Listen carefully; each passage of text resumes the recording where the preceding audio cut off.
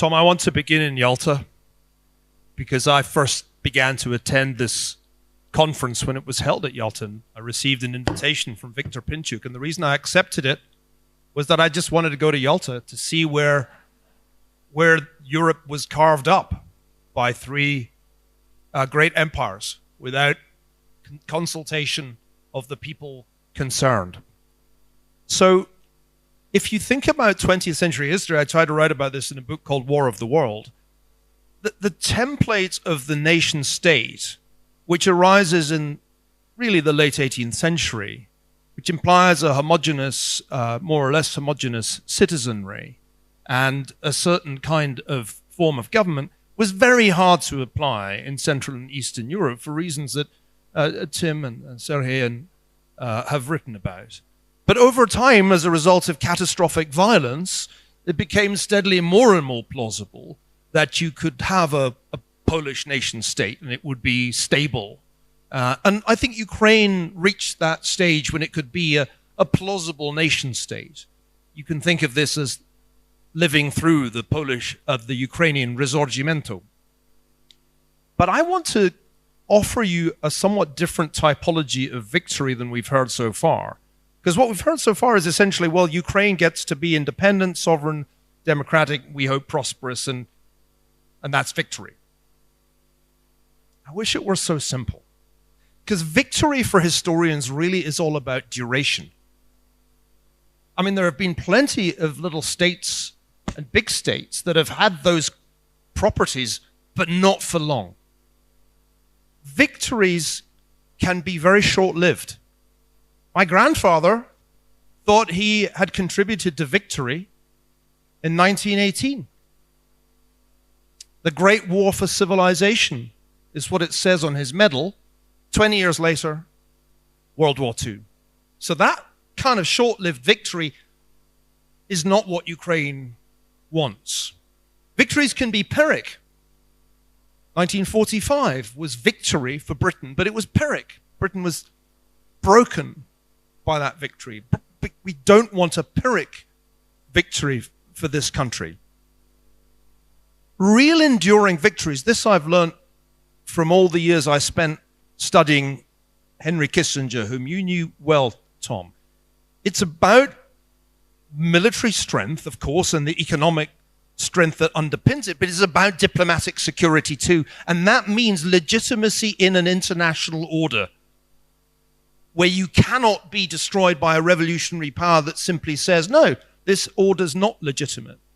That's, I think, the key. Those are the key concepts we need to think about. Final 2 points. There are things such as non-victories. There are. Ties. Was there victory in 1953? No. The Korean War was a tie. And there never was a peace. But look at South Korea. Wouldn't you like to be South Korea? Sure. Very dangerous neighbor. Not a border you'd like to spend time at. But South Korea is still here. It's democratic. It's sovereign.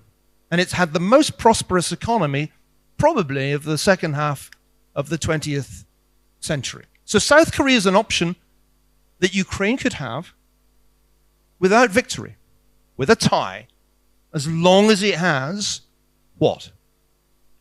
It had and has what South Vietnam didn't have, because that was another tie that didn't last. Why not? Simple. No American boots on the ground, no American aid. Without those things, South Vietnam lasted 2 years after the peace of 73.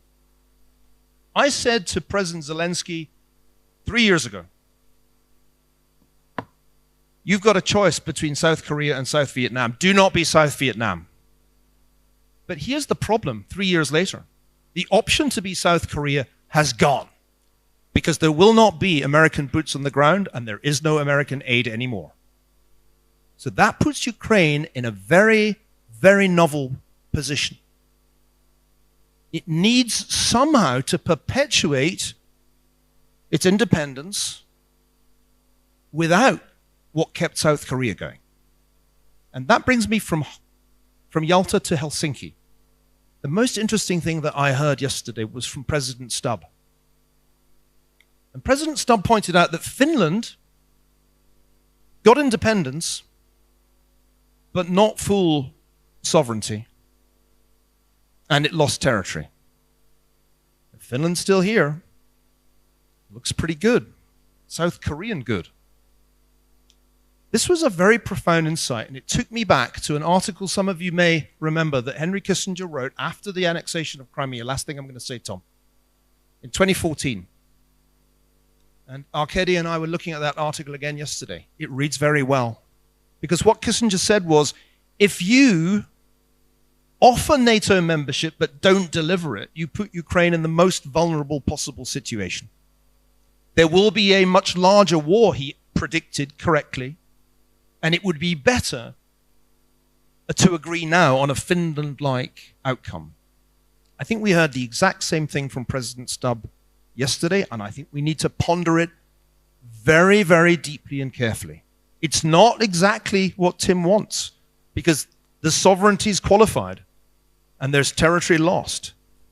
But it still beats being South Vietnam, which I fear is the alternative, if we tell ourselves that somehow or other security guarantees and aid from the West will keep the show in the road. I'll leave it there.